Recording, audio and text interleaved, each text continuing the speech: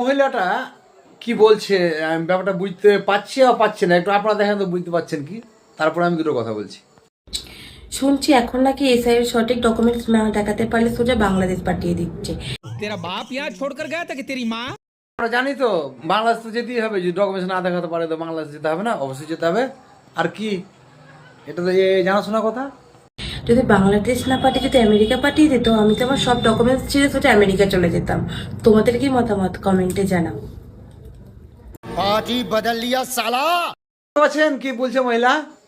America ও কিসের লেগে যেতে চাইছে, আমেরিকাটা কিসের লেগে যেতে চাইছে, মানে এই কারণে যেতে চাইছে আমেরিকাতে যে সব ফ্রি, মানে সে মানে আর বললাম না, বুঝতে সবাই পেয়ে নেবে, হ্যাঁ ছোটো ছেলে না বুঝতে পারলাম, আমেরিকানে কিন্তু সবই কিন্তু ফ্রি, ওই জন্য ওর একটা তো হচ্ছে না, ওই জন্য ও কিন্তু আমেরিকায় চলে যাবে, সব ফ্রি পেয়ে যাবে, আর বাংলাদেশে পাবে না, ঠিক আছে, এই জন্যই যেতে চাইছে ও। ये बड़ी अच्छी बात कही आप।